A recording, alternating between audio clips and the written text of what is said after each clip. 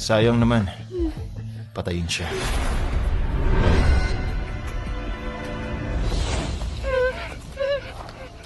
Halika na! Kilos! Pumunta ka rito! Halika na!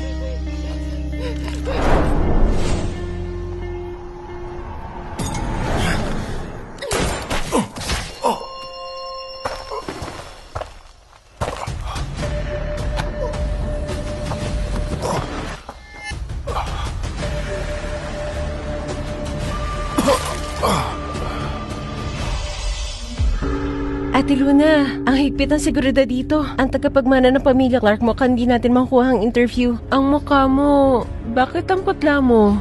Wala. Naalala ko lang ang nangyari dati. Isang transnational na kaso. Isang bangungot lang. At least, patay na ang leader nila.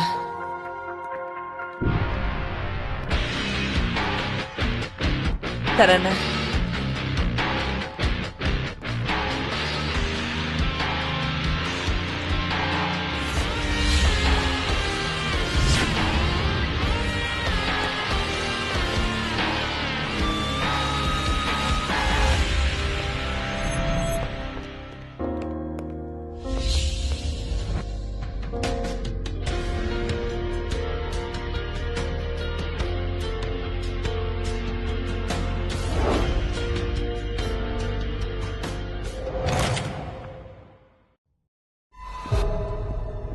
Nakabalik ka na.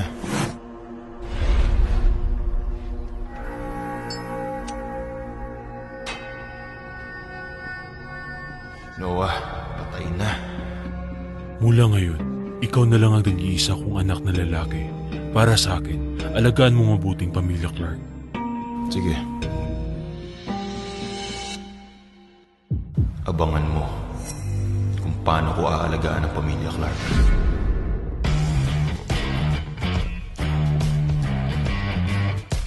Camera number 1, 2 at 3 handa na. Ilaw, handa na. Luna, Handa na ako. evening news countdown 2 minuto. Luna, ang istasyon ay nagtalaga kay Sophia Smith para maging kasama mo. Bakit mo tinanggihan? Solo lagi ang programa ko. At di ako nagpapagamit kahit kanino. Countdown 1 minuto. Breaking news! Kailangan nating isa lang tong story. Ikaw nang mag-host. I-cover mo tong balita. Ikaw, Countdown, 30 seconds.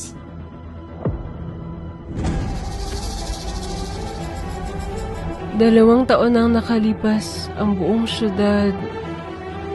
7 6 5 4 3 2 1. Magandang gabi. Ako si Luna Walker. Hatid namin ng isang breaking news update. Direk, bakit hindi mo ko sinuportahan? Sa bawat taon ng sponsorship banquet, siya ang nakakakuha ng karamihan sa ating ads sa sponsorships. Kailangan natin makakuha ng mas maraming negosyo sa sponsorship banquet mamayang gabi. Sekuraduhin ng mas maraming business deals. Naiintindihan mo ba? Ate Luna, balita ko ang koronang prinsipe ng Clark Group ang personal na darating dito ngayon. Sino kaya sa kanila? Sa lahat, may announcement ako. Ang batang Ginoong Clark ay pumirma na ng kontrata sa ating istasyon. Siya mismo ang humiling na makasama ang isang partikular na tao. At ang taong iyon ay si Luna Walker. Ako? Luna, congratulations!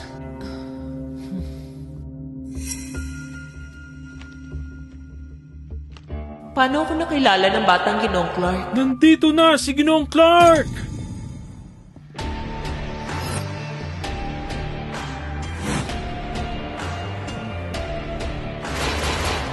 Mason Lee?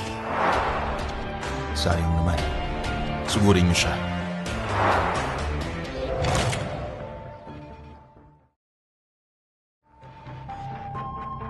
Paanong buhay pa siya?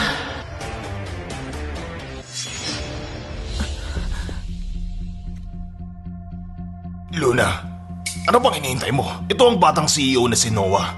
At siya mismo ang may gustong makatrabaho kang mag-isa.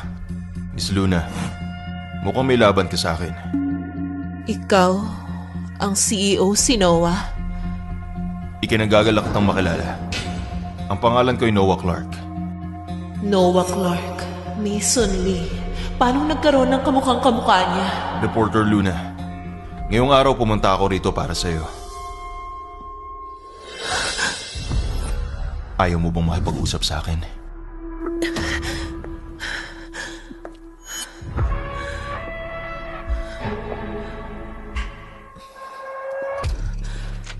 Sir Noah, talaga namang nakapagtataka. Bakit ako napili ninyo? Nagkita na ba tayo? Ano sa tingin mo? Munting nunal? Ikaw si Mason Lee.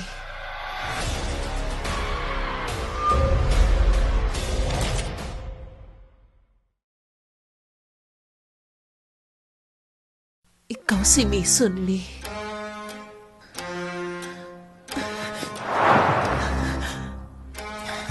Bakit ka tumatakbo?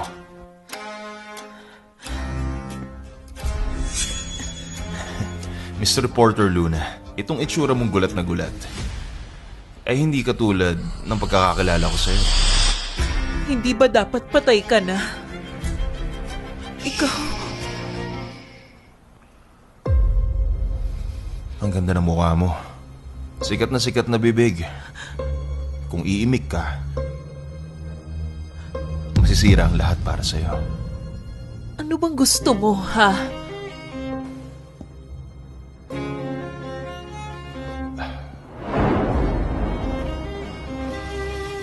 Hulaan mo.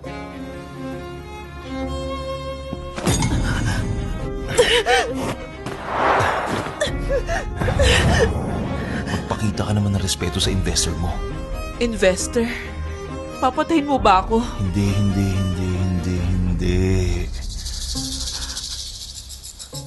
Nandito ako para makipaglaro sa'yo. Gusto kitang magmakaawa sa akin. Napatayin ka na.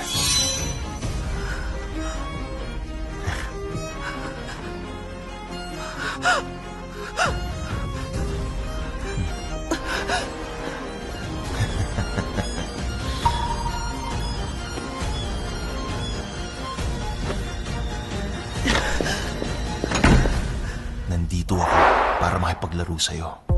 Gusto kitang magmakaawa sa akin. Napatayin ka na. Huminahon ka.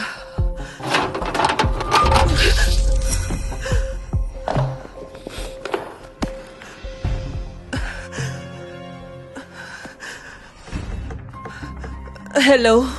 Gusto ko lang sabihin, si Mason Lee. Patay na siya. Tapos na ang kaso. Hindi. Buhay siya. Nakita ko siya ngayon. Hello? Hello?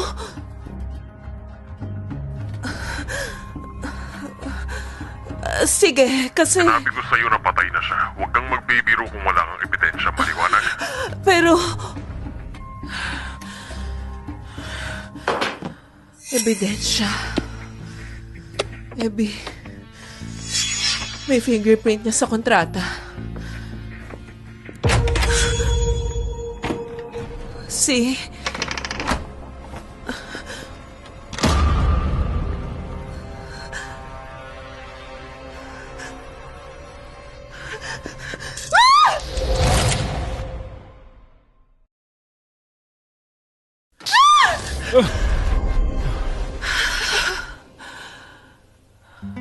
Ethan, anong pinunta mo rito? Nakalimutan mo na ba? Ngayon ang unang anibersaryo natin. Gusto sana kitang surprisahin. Pasensya na. Nakalimutan ko. Siya nga pala, Luna. May free time ka ba bukas? Pupunta ako sa authentication center para magsuri ng fingerprints. Pwede naman akong pumunta para sa iyo bukas. Bakit bigla kang nawala ng gagawin? Kasi gusto ka makilala ng mga magulang ko bukas. Ayos na ba sa kanila na mula ako sa bahay ampunan? May kailangan ba akong ihanda? Wala kang kailangang ihanda. Pumunta ka lang. Palayasin ng mga katiwala na matanda. Isa-isa. Boss, may tao ritong sumusuri sa fingerprints mo.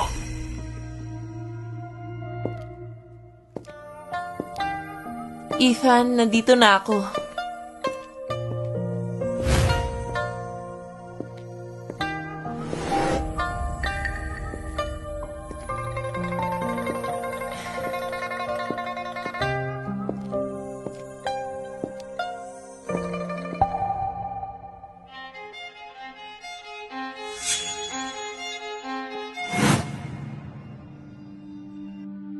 Bakit ikaw? Reporter Luna, bakit sa tuwing may nakakainis na nangyayari, ikaw at ikaw ang nadadamay?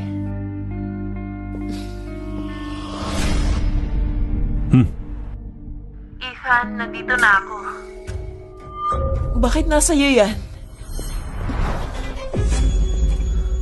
Phone yan ni Ethan. Binilhan kita ng espesyal. Tingnan mo.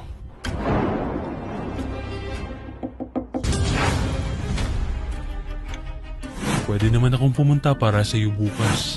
Salamin ni Ethan. Anong ginawa mo sa kanya?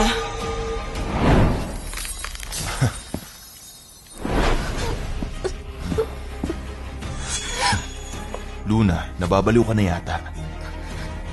Di mo alam kung paano makipag-usap sa akin na maayos. Sinuyod mong fingerprints ko. Ano sa tingin mong ginawa ko sa kanya? Akong nag-utos sa kanya. Tsaka, dapat matagal ka na rin patay.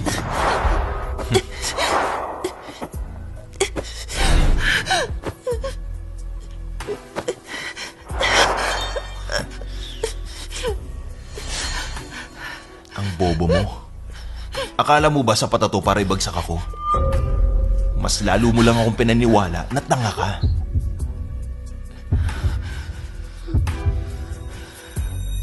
Anong kailangan para palayain mo siya? Pakawalan? Titigil ka na ba sa investigasyon mo sa akin?